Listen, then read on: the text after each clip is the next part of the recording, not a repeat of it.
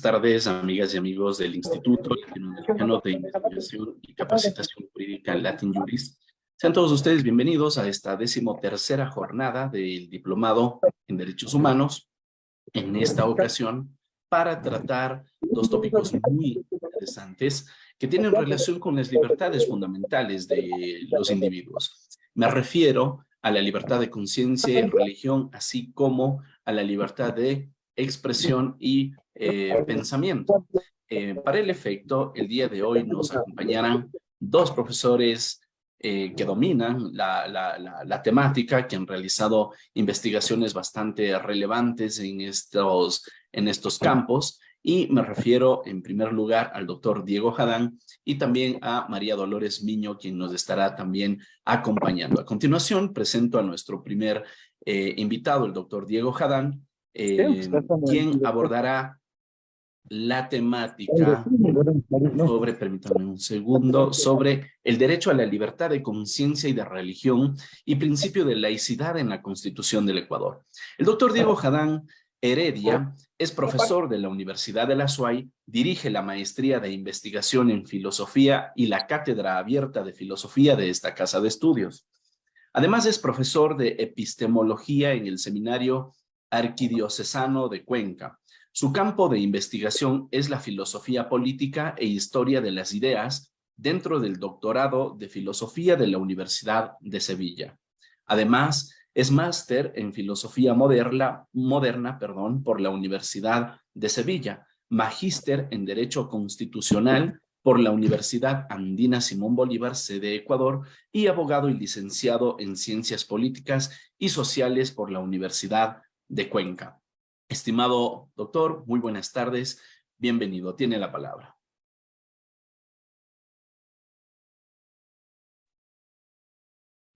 Buenas noches, ¿se me escucha? Vemos que está encendido su micrófono, pero no logramos escuchar. Hola. Hola. No sé. Sí está encendido el micrófono, no sé por qué no se me escucha. Parece que sí funcionara, pero... Creo que hay algún problema, sí, de audio. Sí, porque... A ver, permítame un segundo. Sí, porque yo no tengo ninguna cosa que... Ya, ahí está muy bien. Pero sí Ha sido mi computadora, Ah. Sí, adelante, estimado Diego. Ya, muchas gracias. No sé si las personas que están presentes, si pueden apagar sus audios, a menos que quisieran preguntar algo, será bienvenido. Si no, les rogaría que pongan en silencio para que no, que es un poco molestoso, la verdad. Una pregunta, Damián, antes de empezar formalmente. Como sé que compartimos el espacio con Dolores, no sé si es que cuánto tiempo tenemos para esto, vamos a compartir el espacio, y lo que me da muchísimo gusto, pero si puedes aclararme eso, por favor. Ok, tenemos hasta las 8 de la noche, son ponencias diferentes. Cerramos a las 7 con tu ponencia, incluyendo preguntas y respuestas, y luego arrancamos con la Ya, ponencia de perfecto, María. perfecto. Y el caso de la colega es el mismo tema? Digo, para no... Ella es libertad de pensamiento y expresión. Ya, perfecto, perfecto. Ya, entonces era para tenerlo claro. Ahora sí, muchísimas gracias, doctor Armijos, por la invitación. Solamente déjenme cierro los documentos que no son del caso para poder verles. Ya, muchísimas gracias, ahora sí. Muy buenas noches con todas las personas que están presentes. Eh, de nuevo agradezco la invitación a Damián por permitirme compartir este espacio durante unos minutos. Además, por la presentación que me ha hecho. Además, si se dan cuenta, por mi formación, que es en Derecho y después en Filosofía, el tema de la libertad de conciencia y de religión lo vinculo con el principio de laicidad. Es una forma de conectar dos temas que procuraré hacer comprender por qué son tan importantes el uno junto al otro. Comencemos por cuestiones muy concretas y que me permites compartir pantalla. Tengo muy poquitas cosas que compartir, pero me Ok, parece adelante. útil. A ver, veamos. Este, ya. Espero, ¿están viendo el documento? ¿Se ve el documento?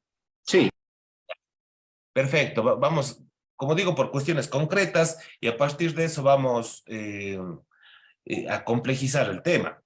La libertad de conciencia y de religión, en el caso ecuatoriano, se expresa en tres numerales del artículo 66 de la Constitución, es decir, entre los derechos de libertad.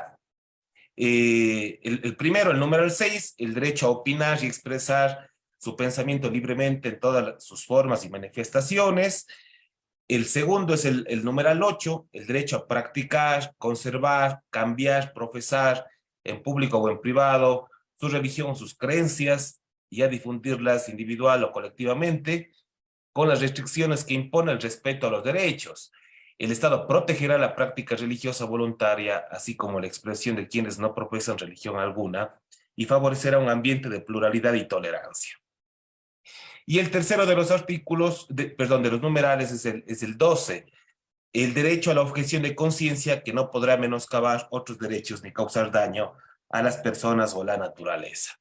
Si ustedes se fijan, yo estoy citando aquí estos tres numerales del artículo 66 y he puesto en rojo al ladito una palabra que resuma de cierta forma en qué están poniendo énfasis en el caso del ejercicio del derecho a la libertad de conciencia y de religión. En el numeral 6 se refiere específicamente a la expresión de ese pensamiento, de esas creencias. Por supuesto, este es un numeral mucho más amplio, pero por supuesto que también se incluyen las creencias religiosas. El numeral 8, en cambio, no solamente se refiere a la expresión de esas ideas, sino también a la acción, a practicarlas públicamente. Y el tercero de estos numerales, en cambio, se lo mira como una reacción. Cuando el Estado, si es que el Estado intentara ejercer algún tipo de presión, de impedimento para que la persona no pueda expresarse libremente o expresar su libertad religiosa o sus creencias, también la persona tiene el derecho. Esto en relación con el artículo 66. Pero estos tres numerales se cobijan bajo el artículo 1 de la Constitución. Bajo el artículo 1 de la Constitución, y esto es importante y por eso lo voy a ir vinculando con el principio de laicidad. Porque el artículo 1, como ustedes saben, es en donde se definen las características esenciales del Estado. Y el artículo 1 dice claramente que el Ecuador es un Estado constitucional laico. Laico. Es importante mencionar esto porque es la primera vez en la historia constitucional del Ecuador en donde se ratifica de esa forma o se expresa de esa forma la laicidad del Estado. A su vez, esto es importante, consideren, tenemos el artículo 66 de la Constitución, el artículo 1 que menciona la característica laica del Estado, pero se aplica una teoría habermasiana es decir, que se origina en Jürgen Habermas, porque en la Constitución se distingue una esfera pública formal y una esfera pública informal en relación con dónde se puede expresar libremente las creencias religiosas. Cuando me refiero a esfera pública formal e informal, aunque luego me referiré de nuevo a eso, pero solo para dejar por lo menos mencionado, la esfera pública e informal es la que se da fuera de instituciones públicas. Fuera de las instituciones públicas rige ahí sí la libertad de conciencia, la libertad de religión. La esfera pública formal, en cambio, según Habermas, es la esfera pública de las instituciones, es la esfera pública del servicio público. Esa libertad inicial se restringe para garantizar ahí sí la laicidad del Estado. Eh, Además, ahí lo podemos vincular con otros artículos. Parece que sí, aquí mismo están, ¿no es cierto? El artículo 3 que habla de, como deber primordial del Estado, garantizar una ética laica como sustento del quehacer público. Fíjense, ya la libertad de conciencia y de religión, que rige en la esfera pública informal. En la esfera pública formal rige, en cambio, una ética laica. Y el artículo 28, que resulta trascendental para el Estado ecuatoriano, cuando se refiere a que la educación pública es laica. La educación pública es laica, además de gratuita, etcétera. ¿Eso qué quiere decir? Si es que la educación pública es laica, por supuesto que se permite educación privada que sea religiosa. Vamos a ver cómo esta libertad de religión, esta libertad de conciencia, esta libertad de expresar el pensamiento religioso, resulta que tiene como consecuencia grandísimas tensiones entre el Estado, las instituciones del Estado, la sociedad civil y la sociedad civil. A eso nos vamos a referir en estos minutos.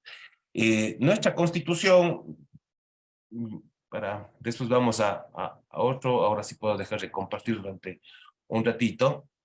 Nuestra Constitución, y eso en realidad yo lo he estudiado a profundidad en varios espacios ya, se enmarca en el principio de laicidad del Estado y, ojo, no del laicismo del Estado. En el caso ecuatoriano se enmarca dentro, repito, dentro del principio de laicidad y no de laicismo. Son principios diferentes. Luego lo veremos con algo de detenimiento. En ese sentido, la forma en la que se diseñan normativamente las relaciones entre el Estado y las distintas religiones se comprende bajo los parámetros, esto también es fundamental, bajo los parámetros de la posmodernidad.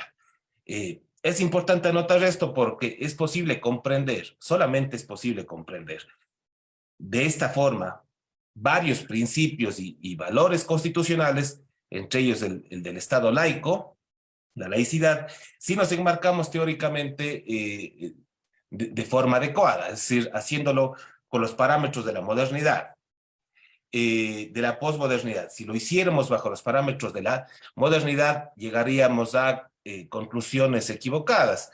Y aquí, por ejemplo, les comparto a manera de ejemplo.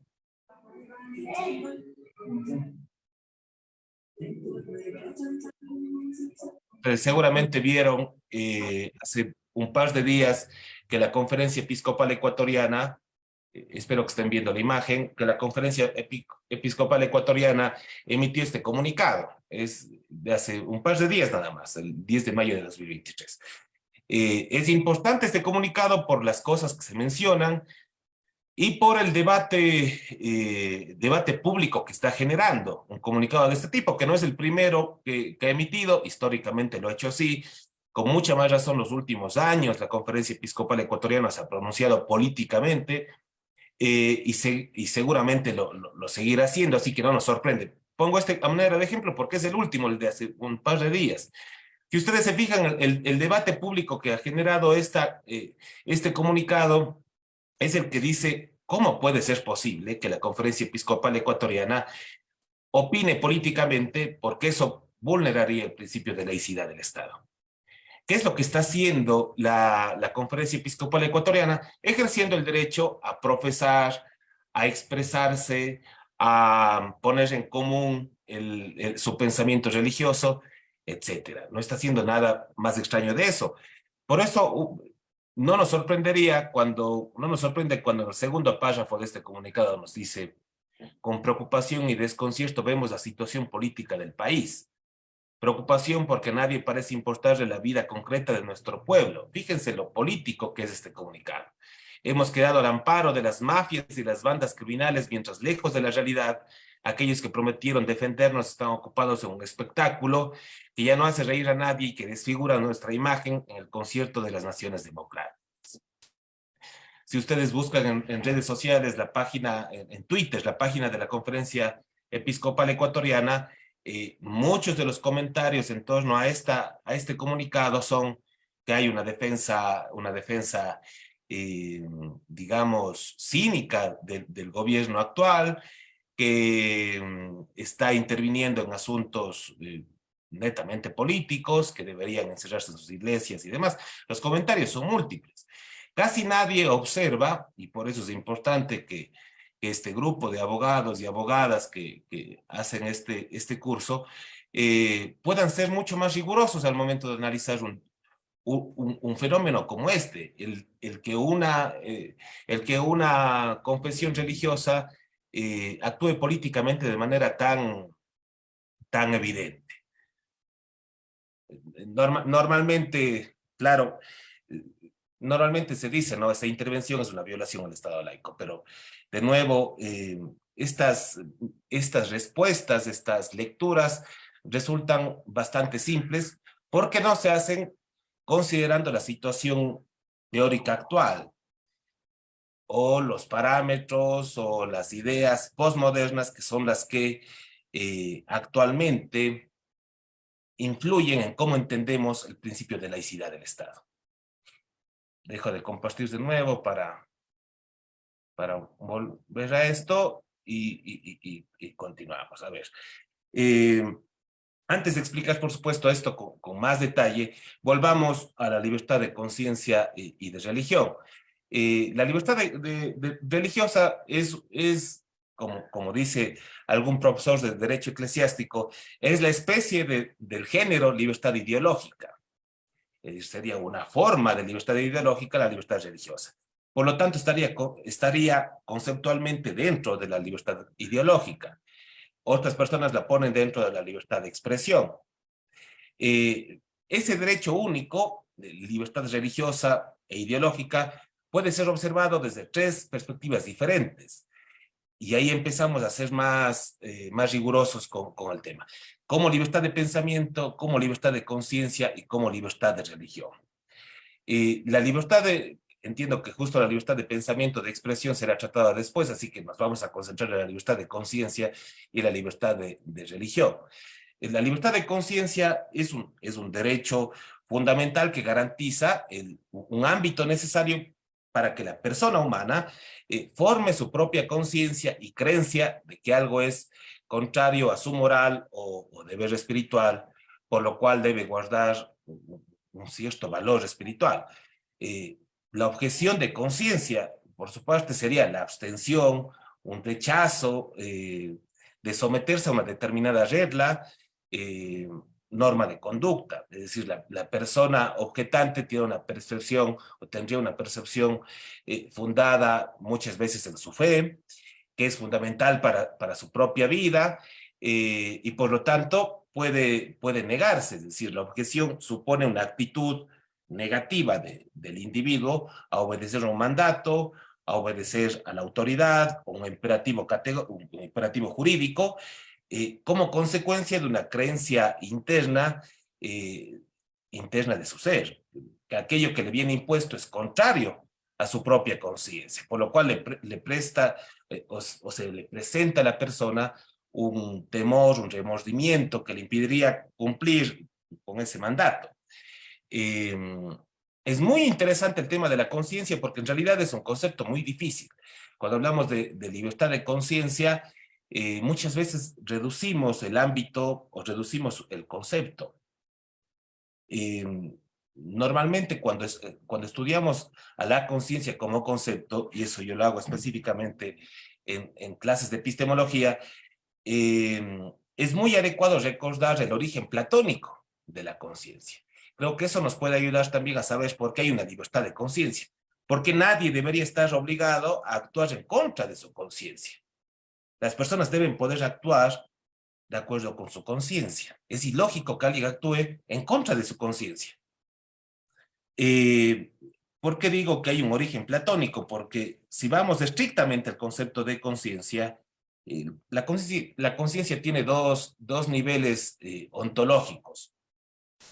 El primer nivel ontológico es uno el que tenemos que acudir a Platón, que luego serán los estoicos los que retoman el tema, luego será San Agustín, los escolásticos, y este primer nivel es el que se denominaba sindéresis o anamnesis.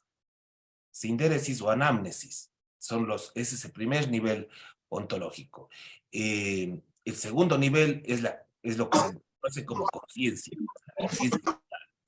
ese primer nivel ontológico, la anamnesis, sería una capacidad de reconocimiento. Anamnesis se vincula también con el término reminiscencia, por eso ahí hay una especie de reconocimiento natural.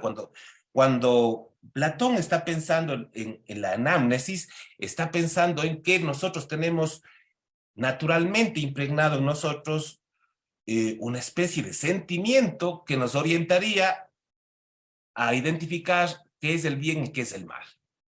Algo que es lo que luego, claro, el cristianismo dirá que es la huella de Dios en nosotros para reconocer naturalmente qué es el bien y qué es el mal.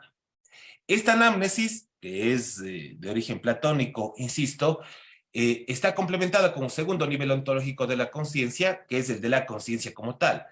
Ese segundo nivel es el que se vincula directamente con nuestra capacidad de racional, de razonamiento lógico, de poder racionalizar lo que hacemos, de encontrar justificaciones. La modernidad, y aquí es importante la influencia que tuvo la modernidad como pensamiento, como práctica, como política, en la modernidad se olvida el primer nivel, que hasta la Edad Media, insisto, con los escolásticos era importante, se olvidan de ese primer nivel de la anamnesis o sindéresis, para quedarse solamente con el segundo nivel, el de la conciencia como tal. Y esto de haber separado a la conciencia, de haberse olvidado del primer nivel ontológico, ha generado un montón de problemas. Ha limitado el ser humano, le ha limitado en su capacidad, le ha limitado ha olvidado una de las mitades del ser humano. Cuando nos quedamos solamente con ese segundo nivel ontológico, que es más superficial y el otro es más profundo, estamos dividiendo al ser humano, estamos olvidándonos de una de sus mitades. Por supuesto, no es el momento para indagar filosóficamente más en este tema, pero yo creo que sí era importante por lo menos dejar anotado por qué es importante comprender qué es eso de la conciencia y luego, entonces, qué es la libertad de conciencia. Por eso, obligar a una persona a ir en contra de su conciencia no es solamente, digámoslo, tendría que tener como base fundamental que estamos obligando a una persona a ir en contra de su esencia misma como ser humano, de esa huella última natural que tendríamos como humanos, esa esencia que nos dicta qué es lo que está bien y qué es lo que está mal y que no debería ir en contra de ningún mandato jurídico, que ningún mandato jurídico debería ir en contra de eso. Ahora, si es que quisiera alguien indagar de manera un poco más confesional en qué es la libertad de religión, es muy importante la declaración del Segundo Concilio Vaticano de 1965, cuando estaba el Papa Pablo VI, la declaración que es muy famosa, la Dignitatis Humanae. Ahí ustedes pueden encontrar una pormenorización, un detalle de qué podemos entender también por libertad religiosa desde la perspectiva del Vaticano, por supuesto. Pero nosotros, con una concentración más laica sobre el derecho a la libertad religiosa, podemos, si avanzamos un poco, la libertad religiosa tendría por lo menos dos dimensiones para el Estado. Por una parte, se presenta como un derecho a profesar y también a no profesar una determinada religión. Es decir, uno tiene la libertad de hacerlo o de no hacerlo. Por eso no olvidemos que es un derecho subjetivo. Es decir, consiste en el derecho a profesar o a cambiar de religión incluso. Por otra parte, la libertad religiosa no admite restricción o injerencia por parte del Estado. Por supuesto, una restricción o injerencia que sea arbitraria. Por supuesto, una restricción o injerencia que sea arbitraria. Esta obligación por parte del Estado implica una necesidad de neutralidad de parte del Estado, tanto en sus relaciones con las opciones personales de cada ciudadano, con las distintas religiones también institucionalizadas o formalizadas, o reconocidas también por parte del Estado. De hecho, eso también puede explicar la existencia de que el numeral 2 del artículo 11 de la Constitución se prohíba la discriminación por motivos de religión. que el hecho de que se establezca que está prohibido discriminar a alguien por su confesión religiosa forma parte de este deber de neutralidad por parte del Estado frente a las opciones individuales de los ciudadanos. Si es que yo no soy un experto en el sistema interamericano de derechos humanos, sé que hay poco avance jurisprudencial sobre el derecho a la libertad religiosa, pero sí sé que en cambio en jurisprudencia comparada, quizá el Tribunal Constitucional que más ha avanzado en este tema es el Tribunal Constitucional peruano. En el Tribunal Constitucional peruano tenemos muy buenas sentencias que siguen desarrollando desde una perspectiva laica el derecho a la libertad religiosa. Digo laica porque hace un momento les recomendé también desde una perspectiva confesional la Declaración del Vaticano, pero en este caso el Tribunal Constitucional peruano en cambio lo desarrolla de forma un poco distinta porque lo hace desde la perspectiva del Estado. En todo caso, en la jurisprudencia peruana, por ejemplo, se hace, y aquí vuelvo a compartir el documento para que vean de manera clara a qué me refiero. Aquí está. ¿Qué dice el Tribunal Constitucional peruano? Una de los avances más interesantes es que reconoce en la libertad de religión, siendo un derecho subjetivo, cuatro facultades. Cuatro facultades. La primera, la facultad de profesar una creencia libremente escogida. La segunda, la facultad de abstenerse de profesar esa creencia. Una tercera facultad, poder cambiar de creencia. Y la cuarta, la facultad de hacer pública o de reservarse también esa creencia. Eh, y, y lamentablemente nosotros no tenemos avances muy significativos, insisto, en el sistema interamericano, pero el tribunal peruano ha puesto la lupa en esta libertad y me parece que ha hecho algunos avances. Algo que dice el Tribunal Constitucional peruano, por ejemplo, y que para mí resulta un poco complejo, porque así como ha hecho avances en otros, es un poco más ambiguo, es que hay alguna sentencia en donde el Tribunal peruano dice que la libertad de conciencia se vincula con la libertad de ideas y la libertad de religión se vincula con la libertad de creencias. Libertad de conciencia, ideas, libertad de religión, creencias. Y esa distinción es compleja porque está quitando el estatuto epistémico a la religión, es decir, está considerando que la religión no es, todo lo escrito sobre religión no es conocimiento. Esta es una perspectiva muy moderna de lo que es la religión, y es lo que considerarían que no van a llegar a ser ideas, son puras creencias. Ese, por ejemplo, que es una de las características o uno de los avances que hizo el tribunal peruano, me parece que no es adecuado. No van a tono con los tiempos. Hoy se sabe que lo que se ha escrito sobre religión, o digamos que es una tesis mucho más asentada, que tiene mucha más legitimidad, también es conocimiento, aunque no reúna las características del conocimiento científico racional. Continuemos. Asimismo, luego comparto algo más en ese documento. Ahora tenemos, digamos, una mirada más detallada de qué podemos entender por la libertad de religión y de conciencia, pero ahora sí les invito a tener una visión un poco más amplia, a ampliar la mirada, porque repito lo que dije hace unos minutos, la interpretación de estos derechos, de estas libertades, no solamente tiene que ser sistemática, es decir, no solamente debemos considerar esos derechos en relación con el resto de la Constitución, sino que también tiene que haber una perspectiva más filosófica, política y sociológica para comprender los alcances y los límites también que tiene la libertad de conciencia y de religión. Y eso es lo que yo quisiera hacer inmediatamente. Por eso quería poner un poco de énfasis en el principio de laicidad, del que por lo menos mencioné hace un momento. Pero ahora sí quiero verlo con un poco más de detenimiento para que comprendan por qué el principio de laicidad, tal como está comprendido hoy, da un contenido algo distinto a la libertad de conciencia y de religión.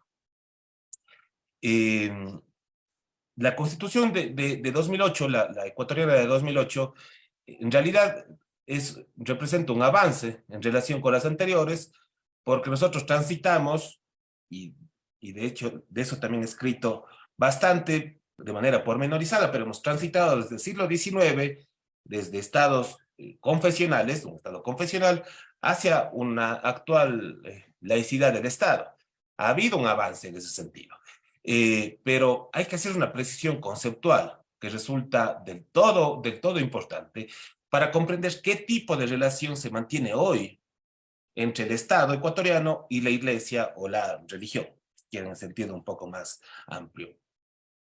Y esto, por supuesto, no es algo solamente o algo que solamente sucede en el caso ecuatoriano. Ya desde hace algunas décadas y a nivel global, se han introducido ciertas diferencias terminológicas que en realidad han convenido para saber qué entendemos por laicismo y qué entendemos por laicidad.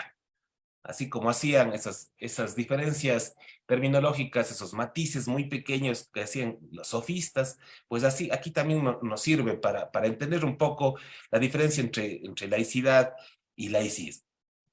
Aquí también les comparto un cuadrito pequeño que resumiría la diferencia entre estos dos. Fíjense, aquí está. Este cuadrito de aquí. Ese cuadrito es importante. Perdón, parece. Ya.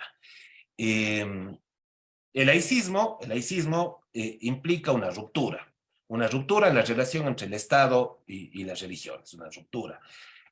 No una amistad, una separación amistosa, como se diría, una separación en la que puedes tener relación, pero sabes los límites de cada uno.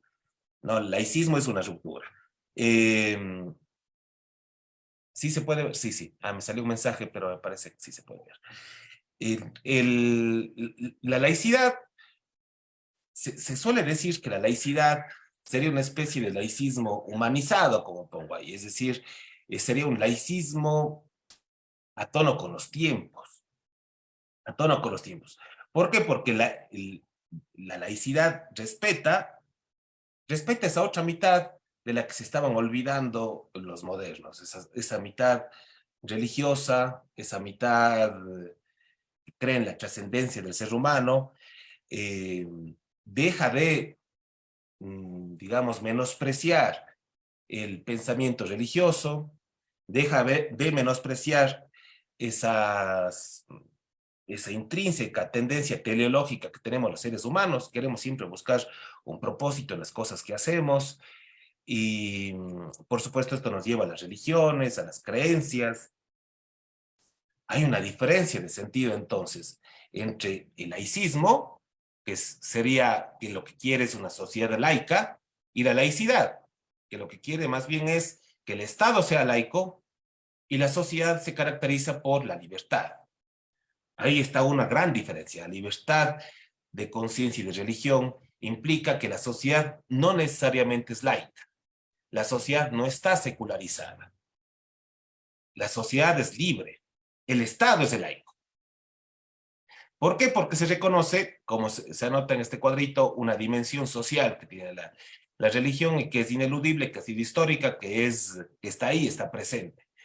Eh, claro, en el laicismo se quería que la religión se quede de las puertas de la casa hacia adentro, y nadie puede expresarla públicamente, etcétera, etcétera. Hay un desprecio muy grande. Por eso hoy que hemos transitado, yo decía, desde el siglo XIX, desde un Estado confesional, al Estado laico de hoy, pero el Estado laico de hoy no es el sueño de los modernos de que estamos en un Estado secularizado, una sociedad secularizada, no. Hemos avanzado porque hemos comprendido que la laicidad es algo distinto, que la laicidad no implica irrespetar la libertad religiosa, la libertad de las personas para creer o no creer en algo. Asimismo, a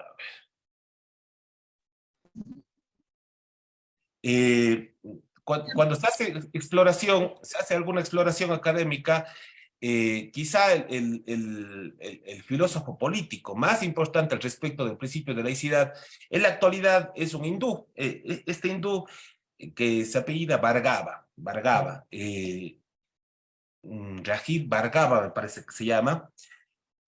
Bhargava lo que sostiene es que hay una crisis global del secularismo político desde hace varias décadas. Una crisis del secularismo político porque no se ha logrado secularizar la sociedad. Así que él se pone, y por eso ha creado toda una beta de investigación desde hace bastantes décadas, por lo menos 3 décadas, a indagar en cómo repensar, cómo reinventar el principio del Estado laico. Y por eso llegamos a estas ideas que hace un momento les he dicho. Él tiene la tesis más importante de él está en lo que él lo que él llama el principio de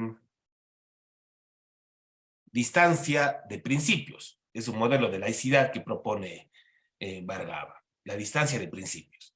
¿Qué significa esto? Que por lo menos estos 4 principios que están aquí, la separación Iglesia-Estado no es estricta, el secularismo es una respuesta a la diversidad religiosa. Fíjense que la perspectiva es distinta. Mientras que hasta el siglo XIX, especialmente en mitad del siglo XX, la laicidad o el laicismo implicaba separar y relegar, insisto, a la religión, al ámbito privado. La laicidad hoy no es para menospreciar a la religión, sino para considerar que hay diversas religiones y por lo tanto hay que proteger el pluralismo religioso, y el laicismo o la laicidad lo que va a hacer es promover la libertad religiosa. Hay una promoción de la libertad de conciencia y de religión al ponerse en igualdad de condiciones todas las confesiones religiosas. Es decir, en lugar de ser la laicidad un peligro para la religión, es una forma de protección a la religión. Es una forma de proteger las diferentes confesiones religiosas. Y ahí por eso adquiere mucha más importancia la libertad de conciencia y de religión. Ya no se trata de un ejercicio meramente individual, es colectivo. Es colectivo, y esto es interesante porque ya deja de ser una mera manifestación del Estado liberal a formar parte del derecho social, a expresarnos como comunidad religiosamente. ¿Qué más les puse aquí? Después leemos esta breve cita de Habermas, que ya mismo llegamos a él. A ver, el derecho a la libertad de conciencia y de religión, entonces sería, en últimas, una manifestación normativa, una manifestación en instrumentos internacionales o en la Constitución, de cómo se relacionan contemporáneamente el Estado y la religión, o las religiones. Pero también es una manifestación normativa de cómo son las sociedades contemporáneas, cómo las sociedades contemporáneas han asumido su relación con las creencias religiosas. Cuando me refiero a las sociedades contemporáneas y cómo se lleva la sociedad contemporánea con las creencias religiosas, me refiero a que en la actualidad, ya en el 2023, pero también desde hace varias décadas, se ha dejado atrás el concepto muy moderno de sociedad secularizada, algo que yo les dije hace un momento, pero ahora lo voy a explicar, intentar explicarlo mejor. Hemos dejado atrás, de hecho hemos aceptado como imposible, nos hemos resignado a la existencia de una sociedad que no va a poder alcanzar lo que tanto quería Kant que se alcance, que es la mayoría de edad. Si ustedes leen uno de los textos o ensayos más importantes de finales del siglo XVIII de Kant, es este ensayo muy corto que se llama ¿Qué es la Ilustración?, que guió el concepto de modernidad y del Estado moderno en el siglo XIX. ¿Y qué es lo que dice Kant en ¿Qué es la Ilustración? Que la ilustración es alcanzar la mayoría de edad, el pensar por nosotros mismos, el dejar atrás todo, digámoslo, todo mandato externo para nuestras acciones. Nosotros debemos guiarnos por nuestra propia razón. Y todo lo que no sea la razón, entonces, se vuelve contrario a la libertad. Si una persona actúa movido por sus emociones, por su religión, por sus creencias no comprobadas, etcétera, lo que en últimas está haciendo es irracional y por lo tanto no es libre. Kant dice, no, para ser libre hay que actuar de manera racional. Y esa idea tan importante, tan sencilla, pero al mismo tiempo tan profunda de Kant, es la que luego el Estado moderno acoge para decir, sí, las decisiones públicas deben ser racionales, la sociedad debe ser racional, porque solo una sociedad racional será una sociedad libre. Si es que no es racional, por lo tanto, no será una sociedad libre. Si es que hay una iglesia que le dice a sus feligreses cómo deben comportarse, la sociedad no está siendo libre. Y por lo tanto, el anhelo más grande del Estado moderno es que la sociedad se secularice, que la sociedad se secularice. Ya sabemos hoy que eso es imposible. El ideal, ese ideal moderno, un ser humano racional que no se deja llevar por cosas que no sean racionales, eso no va a pasar. Por eso aquí llega Habermas, porque Habermas, digamos que teoriza sobre un concepto que es ahora muy usual. Nosotros vivimos en sociedades postseculares, sociedades que ya hemos pasado más allá de la secularización. En sociedades postseculares, en sociedades que ya hemos transitado de la secularización a algo que ya no es secularización, la libertad de conciencia y de religión adquiere mucha más importancia. Por eso les decía hace un momento eso. La religión ahora ya forma parte de la esfera pública y no podemos ya no aceptar eso.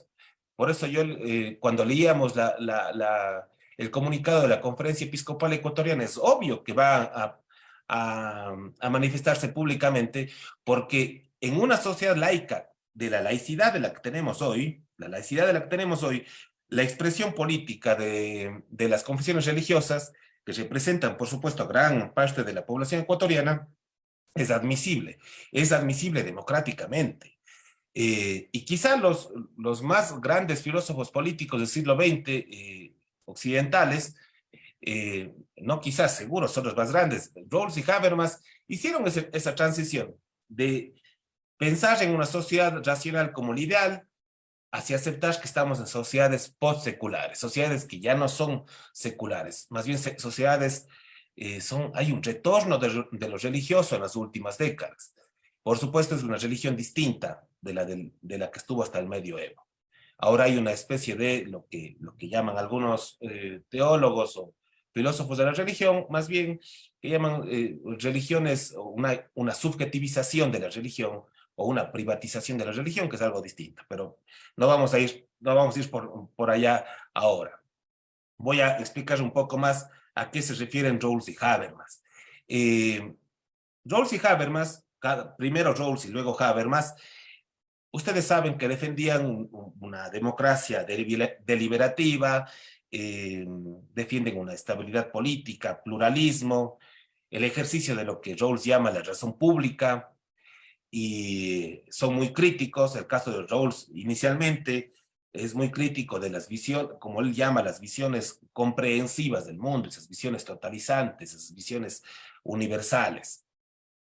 Sin embargo, siendo ambos coinciden en este tipo de temas, pero también ambos transitan intelectualmente hacia aceptar la influencia que tiene el pensamiento religioso actualmente en la esfera pública. Las personas que profesan una religión no podrían aceptar, y eso lo dicen ambos, Rawls y Habermas, que las personas que profesan una religión no podrían aceptar vivir en sociedades que desconozcan sus creencias más íntimas y auténticas, sociedades o en estados que desprecien las creencias más íntimas y auténticas de las personas. Inicialmente Rawls lo que hace es resolver de alguna forma el dilema, o intenta por lo menos cómo hacer compatible la religión con la democracia, sosteniendo que hay ciertas concepciones comprehensivas del mundo. Va a aceptar, él inicialmente negaba esas visiones totalizantes y universales, pero luego acepta, dice, no, si hay algunas concepciones comprensivas que se pueden vincular con la razón pública. Es decir, lo que quiere Rawls es que haya una especie de traducción del discurso religioso al discurso lógico-racional que se pide en la política. Algo parecido hace luego Habermas. Pero Habermas da un paso más allá. Para él, el pensamiento religioso no es solamente algo que debemos resignarnos a aceptar, que esté en la esfera pública, sino más bien para Habermas, lo religioso nutre, lo religioso hará más fecunda la democracia, y por eso les ponía, y ya mismo termino, tengo las últimas cosas que decirles, pero voy a esta cita de Habermas. ¿Qué dice Habermas? No se debe excluir que la religión tenga potenciales semánticos valiosos que desarrollen una energía capaz de inspirar a toda la sociedad una vez que liberen sus contenidos de verdad profanos. Fíjense que para Habermas no solamente, insisto, acepta a la religión en la esfera pública, sino que además le parece adecuada, le parece que es más positiva. Por tener potenciales semánticos valiosos, dice. Ahora, el problema que se mantiene, y esto también ya para ir cerrando el tema, el problema que se mantiene es que ninguno de los dos, ni Rawls ni Habermas, en textos que escribieron en el siglo XX, a finalizar del siglo XX, ninguno de ellos soluciona cómo se hace esa traducción del discurso religioso al discurso lógico-racional que caracterizaría la razón pública que ellos piden. Ellos se quedan cortos, digamos, como típicamente pasa en estudios filosóficos, que lo anuncian, especulan, pero luego en la realidad resulta más complejo. Un par de cosas más. He hablado mucho de esta esfera pública racional, perdón, esfera pública formal e informal. Sí vale la pena para, de nuevo, vincularlo con la libertad de conciencia y de religión. Recordar que la esfera pública formal, es una tesis de Habermas, está reservada para instituciones públicas, para las administraciones, para el funcionamiento de lo público, y en ese ámbito, en la esfera pública formal, debe regirse el cumplimiento de las funciones de acuerdo con el principio de legalidad. Ahí el principio de legalidad se impone frente a la libertad de conciencia y de religión. En la esfera pública informal, en cambio, en la informal, de nuevo es la tesis de Habermas, en la informal es el espacio en donde existe participación ciudadana, en donde es fuera o está fuera de las instituciones públicas, y por lo tanto ahí todo tipo de razones son aceptadas. Para Habermas, entonces, él dice, es riquísima el contenido semántico de la religión, pero debe darse solamente en la esfera pública informal. Pero además él utiliza la palabra razones, todo tipo de razones. Por lo tanto, no renuncia a que incluso el pensamiento religioso tenga que dar razones, tenga que ser conceptualmente y argumentativamente fuerte. Y ahí, normalmente, ahí hay una gran coincidencia entre esta tesis de Habermas y la Iglesia Católica. Cuando ustedes leen la encíclica me parece que escribió en 1998, que se publicó en 1998, de Juan Pablo II, que se llama Fides et Ratio, Fe y Razón. Juan Pablo II, en Fides et Ratio, lo que hace es mostrar cómo la fe necesita de la racionalidad para poder transmitirse y poder difundirse, para poder ser universal. No puede quedarse solamente con la fe, pero por supuesto solamente con la razón. Tiene que haber una inteligencia de la fe, como llama Juan Pablo II. Y en eso coincide plenamente Habermas. Habermas, siendo un gran representante, digámoslo, de una filosofía política laica, al final es bastante religioso. Es bastante religioso en algunas de sus ideas. En definitiva, digamos, filósofos como los que hemos mencionado, Rawls o Habermas o Bargava, no han hecho sino reconocer algo que pasa hoy. Una realidad, aunque la modernidad durante mucho tiempo supuso que la sociedad se caracterizaría por la ausencia de Dios, la realidad es que la modernidad más bien provocó la existencia de muchos dioses, No pasó esto que decían en el siglo XIX, la muerte de Dios y demás, no, más bien los dioses se multiplicaron. El problema para el campo jurídico es evidente porque las tensiones entre la democracia y las religiones más bien han aumentado. La verdad que persigue la religión, que tiene pretensiones de universalidad, es incompatible con la democracia y el pluralismo, es incompatible. Y sin embargo debemos convivir con eso.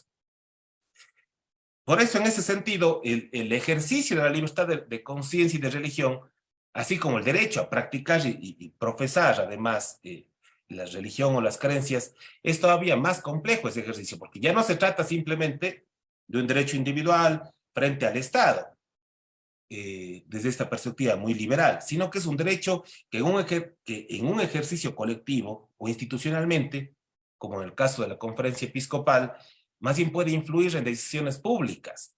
Y eso es complejo.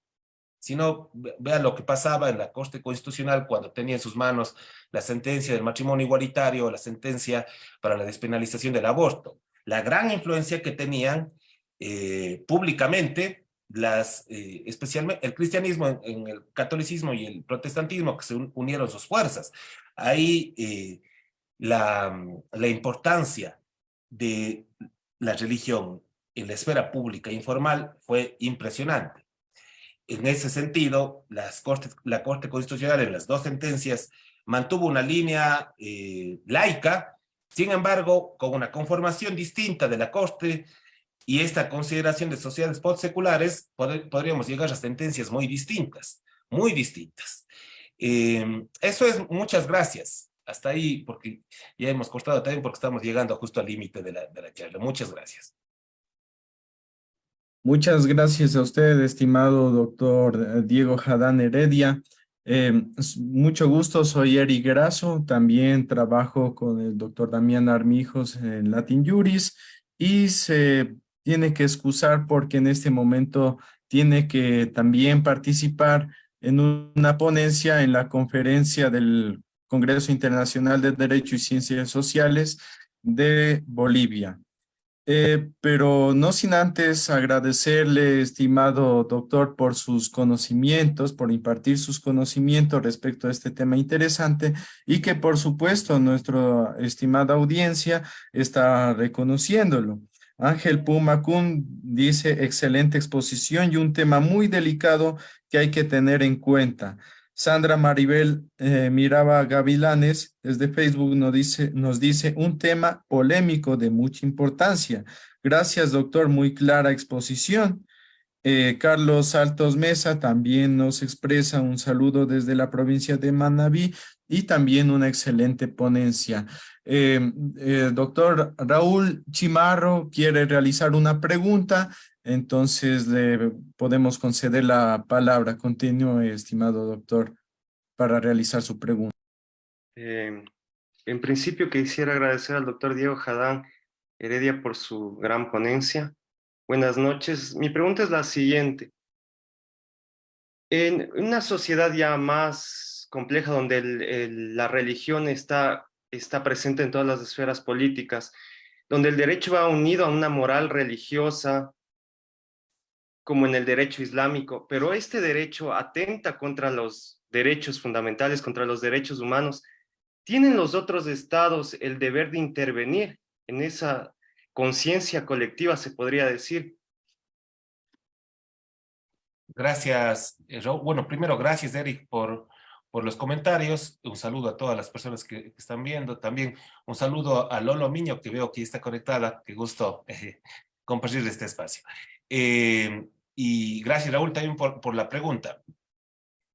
Como tú mismo reconoces al inicio de tu intervención, el tema es muy complejo porque cuando tú estás en sociedades postseculares, en sociedades en donde la religión en diferentes manifestaciones, ya no una sola que explica todo, sino que hay este tipo de subjetivización de las religiones o privatización de las religiones, que proliferan muchas y algunas se imponen sobre otras, es muy compleja la actividad que puede tener el Estado.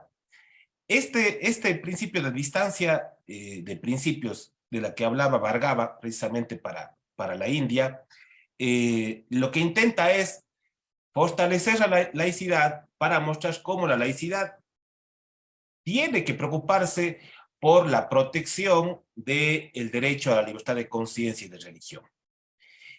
La laicidad hoy en el siglo XXI ya no implica separación del Estado y de la religión nada más, así de manera tan simple y sencilla, no.